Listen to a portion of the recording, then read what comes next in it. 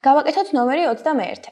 გამოთვალეთ A ვექტორის და B ვექტორებს შორის კუთხის კოსინუსი, თუ A ვექტორი არის -2, 3 და B ვექტორი არის 3, 4. გვაინტერესებს მათ შორის კუთხის კოსინუსი. პირველ რიგში ამოვიწეროთ ეს ვექტორები. A ვექტორი უდრის -2, 3-ს, ხოლო B ვექტორი უდრის 3, 4-ს. და ჩვენ გვაინტერესებს კოსინუსი. მოკლედ, ესეც არის ფორმულა. კოსინუს თეტა უდრის თვითონ ამ ვექტორების ნამრავლი შეფარდებული მათი სიგრძეების ნამრავლთან. ეს ასე ჩაიწერება, ეს ფორმულა აუცილებლად ასამახსოვრებელია და ახლა დავიწყოთ ამის გამოსვლა, ხო? ვექტორები როგორ მრავლდება პირდაპირ ერთმანეთზე, პირდაპირ გაგებით, პირდაპირ მრავლდება ერთმანეთზე. ამას ამაზე გავამრავლებთ და ამას ამაზე და მერე შევკრიბავთ. მოკლედ, -2 × 3 არის -6, ამას უნდა დავუმატო 3 × 4, რომელიც არის 12. და ქვემოთ რა არის? ქვემოთ უნდა გავამრავლო სიგრძეები ერთმანეთზე. დავითვალოთ თითოეული სიგრძე, ხო? A ვექტორის სიგრძე როგორ გამოვთვალოთ ახლა? X-იც უნდა ავიყვანოთ კვადრატში, Y-იც უნდა ავიყვანოთ კვადრატში, დავაჯამოთ და მაგიდან ამოვიღოთ ფესვი. X-ის კვადრატი არის 4, Y-ის კვადრატია 9, ესე იგი ფესვი 4 + 9-დან. ეს არის A ვექტორის სიგრძე და ახლა დავითვალოთ B ვექტორის სიგრძე. ფესვი 9-ს დამატებული 16-დან. ეს გამოვაგრძელოთ და ახლა გამოვთვალოთ. ესე იგი ეს რა გამოდის? 6 შეფარდებული 4 + 9 ფესვი არის ფესვი 13. გამრავლებული 5-ზე, რადგან აქ 25-ია და 25-დან ფესვი ამოდის 5. ესე იგი რა მივიღეთ? 6 შეფარდებული 5 ფესვი 13-თან. ესე იგი გამოვიდა რომ სწორი პასუხი არის D. გავაკეთოთ შემდეგი ნომერი 22. იპოვეთ ალბათობა იმისა, რომ კამათლის 3-ჯერ გაგორებისას მოსული რიცხვების ჯამი 7-ის ტოლი იქნება. ესე იგი რა გავიგეთ? კამათელს ვაგორებთ 3-ჯერ და ჯამი უნდა იყოს 7. ნუ რამდენიმე ვარიანტი გვაქვს აქ, შეგვიძლია ისინი ამოვწეროთ. დავუშვათ პირველ გაგორებაზე. ამ მოგვივიდა ერთიანები. რა უნდა გავაკეთოთ შემდეგი? დავუშვათ ამ მომივიდა 1 1 5, მერე 1 2 4, მერე 1 3 3, 1 4 2, 1 5 1 და აქ გამოიწურა ერთებზე. გადავიდეთ შემდეგზე 2-ზე. 2 1 4, 2 2 3, 2 3 2 და 2 4 1. ახლა გადავიდეთ 3-ზე. 3 1 3, 3 2 2, 3 3 1. 3-ზეც ამოვწურეთ, გადავიდეთ 4-ზე. 4 1 2, 4 2 1 და დაგვრჩა ერთი ვარიანტი 5-ზე. ანუ 5 1 1. ახლა კი შეგვიძლია ესენი დავაჯამოთ და მივიღებთ რას? სულ რამდენი გვაქვს? აქ გვაქვს 5, 5-ს ვუმატებთ 4-ს, ვუმატებთ 3-ს, ვუმატებთ 2-ს, ვუმატებთ 1-ს და ვიღებთ 15-ს. და ახლა ჩვენ გვაინტერესებს ალბათობა, ამიტომ E უდრის 15, ანუ ჩვენაც დავთვალეთ ჯამში 7 როგორ შეგვიძლია მოგვივიდეს, შეფარდებული სულ გაგორებულ კამათლების ვარიანტებად. ანუ 6 კუბში. რადგან თითო კამათის გაგორებაზე გვაქვს 6 შესაძლო მოსული რიცხვი. ესე იგი ეს რა გამოვა? 5 შეფარდებული 72-თან. ეს შეკვეცის და ყველაფრის შემდეგ. ესე იგი სწორი პასუხი არის ჩვენთან G. გავაკეთოთ შემდეგი ნომერი. იპოვეთ f(x) უდრის 1 შეფარდებული 3x დამატებული ფესვი 2x + 4 კვადრატში ფუნქციის განსაზღვრის არე. განსაზღვრის არე უნდა რო ვიპოვოთ, უნდა გავარკვიოთ თუ რა შეიძლება ეკუთვნოდეს x-ი. ნუ პირველ რიგში რაც უნდა გავითვალისწინოთ აქ, ფუნქცია ამოვიწეროთ ჯერ f(x) უდრის 1 შეფარდებული 3x დამატებული ფესვი 2x დამატებული 4 ამის კვადრატი. მოკლედ, წილადის მნიშვნელი რაც უნდა გავითვალისწინოთ ჯერ პირველი ის, რომ წილადის მნიშვნელი არ შეიძლება უდრიდეს 0-ს. ეს არ უდრის 0-ს და რაც წერია ფესვის შიგნით, აუცილებლად უნდა იყოს მეტიან ტოლი 0-ზე. ეხლა ამოვხსნათ ეს სისტემა და რას მივიღებთ, რომ 5x-ი არ უდრის -4-ს და x-ი მეტია მეტიან ტოლი -2-ზე. ესე იგი x-ი არ უდრის -0.8-ს, იმიტომ რომ -4/5 არის -0.8 და x-ი მეტიან ტოლი -2-ზე. ახლა ჩავწეროთ ეს ყოველივე ასეთი სახით, x-ი ეკუთვნის -2-დან -0.8-მდე გაერთიანებული -0.8-დან პლუს უსასრულობამდე. ეს ჩვენი მიღებული პასუხი ტესტში ემთხვევა პასუხ G-ს. ესე იგი, სწორი პასუხი არის G. შემდეგი ნომერია ნომერი 24 და წავკითხოთ მისი პირობა. OXY საკოორდინატო ღერძზე მოცემულია y უდრის x კუბი ფუნქციის გრაფიკზე მდებარე A, რომლის კოორდინატებია 2 და A და B, რომლის კოორდინატებია B და -1 წერტილები, სადაც A და B ნამდვილი რიცხვებია. იპოვეთ მანძილი ამ წერტილებს შორისო. საერთოდ არ ჭირდება ამას დახაზვა. თავარი ამოვიწეროთ და გვახსოვდეს ფუნქცია y უდრის x კუბს და ასევე ამოვიწეროთ კოორდინატები.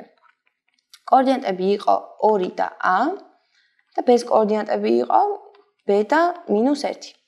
რადგან ვიცით, რომ y უდრის x კუბს შეგვიძლია ჩავსვათ x-ები და მივიღოთ შესაბამისი y-ები. ესე იგი, გავაკეთოთ 100 შემთხვევაში 2 რო ჩავსვათ აქ, რას მივიღებთ, ხო? y რო უდრის 800. თუ y უდრის 800, 100-თვის y არის ეს პატარა a. ამიტომ ეს გამოგვივიდა 8. ახლა გავიგოთ b.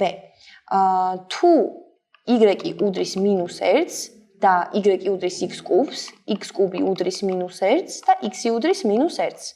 ესე იგი, გამოვიდა b -1 სტოლი. და ახლა ჩვენ რა გვაინტერესებს? ჩვენ გვაინტერესებს მანძილი, ხო?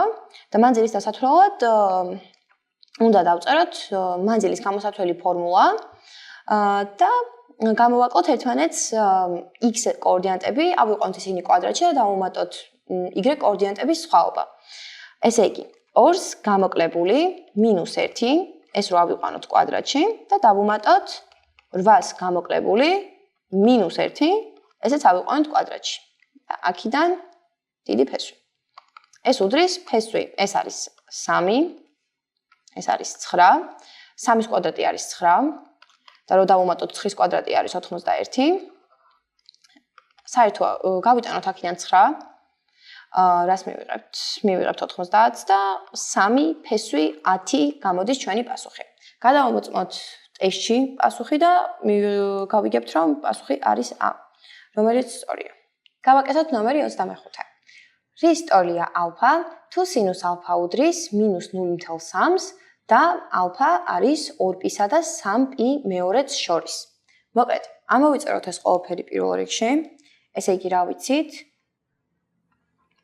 სინუს ალფა უდრის -0.3 და ალფა არის ამას და ამას შორის. ახლა, აქედან რა შეგვიძლია დავასკვნათ? რომ ალფა არის მეოთხედში. ეს რა ინფორმაციას გვაძლევს? ახლა, ეს იმ ინფორმაციას გვაძლევს, რომ არქსინუს -0.3 იქნება ნაკლები 0-ზე და მეტი პინახევარზე, მინუს პინახევარზე უფრო სწორედ. ამიტომ უკვე შეგვიძლია დავწეროთ, რომ ალფა უდრის 2π-ს დამატებული არქსინუს -0.3. ესენი, რა თქმა უნდა, ესეც არის ფორმულა და თუ არ გახსოვთ ეს ფორმულა, მაშინ უნდა გადაიმეოროთ ტრიგონომეტრიული განტოლებები. ესე იგი, სწორი პასუხი ჩვენთან არის D. გავაკეთოთ ახლა ნომერი 6. ნომერი 26. წესიერი ოთხკუთხა პირამიდის გვერდითი წახნაგები წესიერი სამკუთხედებია. იპოვეთ გვერდითი წიბოს მიერ ფუძის სიბრტყესთან შედგენილი კუთხის კოსინუსი. მოკლედ, ჯერ უნდა დავხაზოთ წესიერი ოთხკუთხა პირამიდა. დავხაზოთ წესიერი ოთხკუთხა პირამიდა.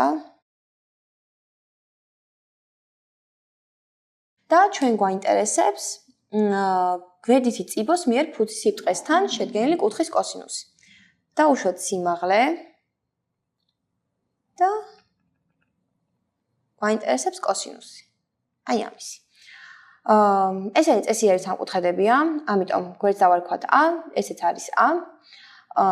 ეს არის ნახევარი დიაგონალის და კვადრატში დიაგონალი არის A+2, შესაბამისად O დავარქვათ ამას, ამას დავარქვათ B, OB იქნება A+2 შეფარდებული 2-თან. ეს თუ არის A+2 შეფარდებული 2-თან, კოსინუსი იქნება რა? A+2 შეფარდებული 2-თან გაყოფილი A-ზე. მიმდებარე შეფარდებული ჰიპოტენუზასთან არის კოსინუსი. ესე იგი, ეს რა გამოვიდა? A-ების შემოკვეცება და დამრჩება რა? დამრჩება ფესვი 2-2-თან, რომელიც ჩვენთან არის პასუხი D. ესე იგი, სწორი არის პასუხი D. ახლა გავაკეთოთ ნომერი 27 და ძალიან ყურადღებით წავკითხოთ მისი პირობა. OXY საკოორდინატო სისტემაში y უდრის -x-ი შეფარდებული ფესვის სამთან განტოლებით მოცემული ფუნქციის გრაფიკი კოორდინატთა სათავის მიმართ მოაბრუნეს 15 გრადუსით საათის ისრის მოძრაობის მიმართულებით. ქვემოთ ჩამოთვლილი ფუნქციებიდან, რომლის გრაფიკს წარმოადგენს მიღებული წრფე. პირველ რიგში დავხაზოთ საკოორდინატო სისტემა. დავაწეროთ სახელები, ეს არის x-ი, ეს არის y-ი, აქ არის 0 და ეს არის y უდრის -x-ი შეფარდებული ფესვის სამთან წრფე. და ეს არის მთლიანად 150 გრადუსი. ახლა აქ რა ხდება? მოვაბრუნეთ ეს ყველაფერი, ხო? ანუ 15 გრადუსი რო გადმოვიტანოთ აქით, ნუ დაახლოებით ასე იქნება. და აი ეს გამოგვივიდა 15 გრადუსი. ანუ აქით რაც არის დარჩენილი, ეხლა ეგ უნდა გავიგოთ. აი აქეთ რაც დაგვრჩა ეგ. ახლა რა ხდება? ზოგადად ფუნქციის k კოეფიციენტი არის მისი ტანგენსი. ამიტომ თავისუფლად შეგვიძლია დავითვალოთ ტანგენსი დარჩენილი კუთხის და ჩვენც გავიგებთ ახალ წრფეს. ესე იგი, რის ტანგენსი 150-ს გამოკლებული 15 გრადუსის ტანგენსი. ანუ ტანგენსი 135 გრადუსის. 135 გრადუსის ტანგენსი პირდაპირ არ ვიცით, მაგრამ შეგვიძლია ტრიგონომეტრიული გარდაქმნა გავაკეთოთ. და ჩავწეროთ ეს როგორც 180 გამოკლებული 45 გრადუსი. ესე იგი, ეს იქნება მინუს ტანგენს 45 გრადუსი და იქნება -1 სწორი. -1 სწორი თუ არის ტანგენსი, ესე იგი ჩვენი ახალი წრფის ფორმულა იქნება y უდრის -x, რომელიც ჩვენთან არის პასუხი B. ესე იგი, სწორი პასუხი ჩვენთან არის B. გავაკეთოთ შემდეგი ამოცანა, ნომერი 28. ორი ხელოსანი ერთად მუშაობისას მთელ სამუშაოს ასრულებს 18 დღეში. რამდენ დღეში შეასრულებს მთელ სამუშაოს პირველი ხელოსანი, თუ ის 2 დღეში ასრულებს სამუშაოს იმავე ნაწილს, რასაც მეორე ხელოსანი ასრულებს 3 დღეში. ასევე გითხრეს, რომ იგულისხმება, რომ თითოეული ხელოსანი დროის ტოლში უადედებში ტოლი მოცულობის სამუშაოს ასრულებსო. ერთი შეხედვით ესეთი ამოცანები რთულია, მაგრამ საერთოდ არ არის რეალურად. ამოცანა რომ მარტივად ჩავწეროთ და მარტივად რომ ამოიხსნათ, მოდით x-ით და y-ით აღვნიშნოთ მუშების მუშაობის სიჩქარეები თვითონ. ამას რო აღვნიშნოთ, რა ვიცით, რომ პირობას თუ შევხედავთ, გვეტყვის, რომ 2 დღეში ასრულებს სამუშაოს იმავე ნაწილს პირველი მუშა, რასაც მეორე ასრულებს 3 დღეში. ესე იგი, 2x-ი უნდა უდდეს 3y-ს, რადგან ესენი არის მუშაობის სიჩქარე, ხო? გამოვსახოთ y x-ით, აქედან y უდრის რას? y უდრის 2/13x. და ახლა რა ვიცით, რომ თუ იმუშავებენ, ასე მთლიანად შესრულდება სამუშაო, ხო? რატომ? იმიტომ რომ გვეუბნებიან, რომ ორი ხელოსანი ერთად მუშაობისას მთელ სამუშაოს ასრულებენ 18 დღეში და მე გავამრავლებ 18-ს მათ მუშაობის სიჩქარეზე და გავუტოლებ 1-ს, რადგან 1 სრული და მთელი სამუშაო შესრულდა. ახლა მოდით ამოვხსნათ ეს განტოლება. გავიტანოთ 18 ფრჩხილებს გარეთ, მივიღებთ რას? x დამატებული y უდრის 1-ს, 18 გამრავლებული x პლუს s უდრის 1-ს და აქედან 18 ჯერ 5x-13, რადგან გავაერთო მშვენიანე, უდრის 1-ს. ესე იგი, რა მივიღეთ, რომ 30x-ი უდრის 1-ს და რადგან x-ი არის მუშაობის შესრულების სიჩქარე, ესე იგი, სიჩქარე გავამრავლე დღეების რაოდენობაზე და მივიღე მთელი გაკეთებული სამუშაო, ხო? ესე იგი, გამოვიდა, რომ 30 დღეში გაკეთდება მთელი საქმე. ანუ პასუხი იქნება G ჩვენთან, როცა გადავამოწმებთ. გავაკეთოთ ახლა 29 ნომერი, წავიკითხოთ მისი პირობა.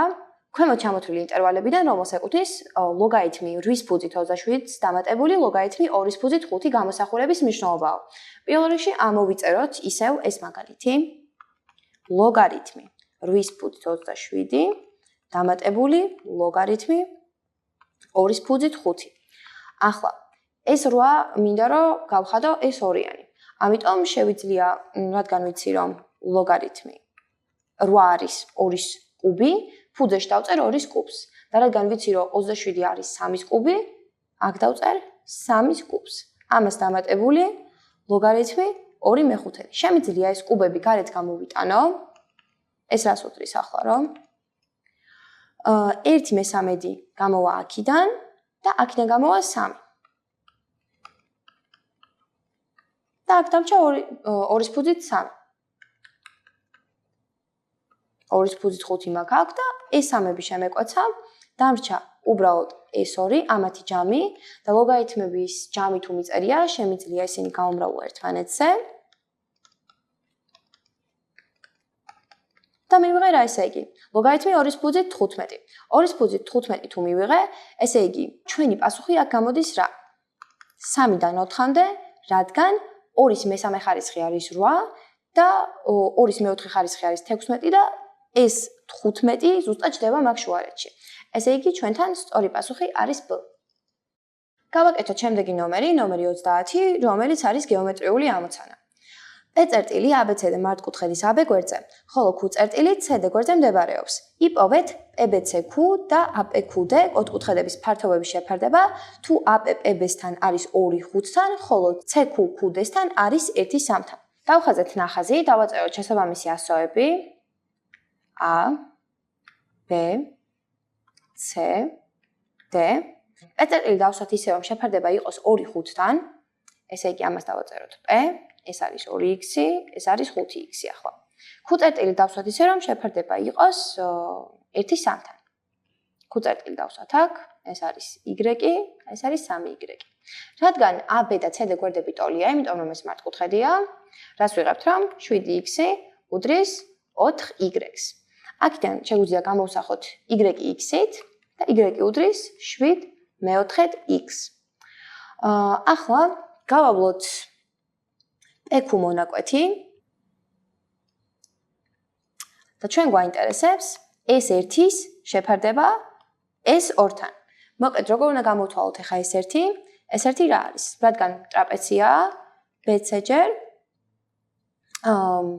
5x დამატებული y, ანუ 7 მეოთხედx შეფარდებული 2-თან და S2 არის BC გამრავლებული 2x დამატებული 21x შეფარდებული 4-თან და S შეფარდებული 2-თან.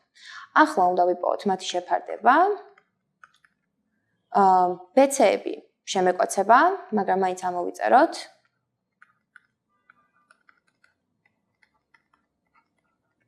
აქაც ამოვიწეროთ. 5x დამატებული 7 შეფარდებული 4-თან. ის გაყოფილი 2 და აი აქაც ერთი დიდი წილადი. BC-ები შემეკვეცება, 2-ები შემეკვეცება. ესენი გავაერთმშვენიოთ და შემდგომ შევკვეცოთ. მოკლედ რას მივიღებთ?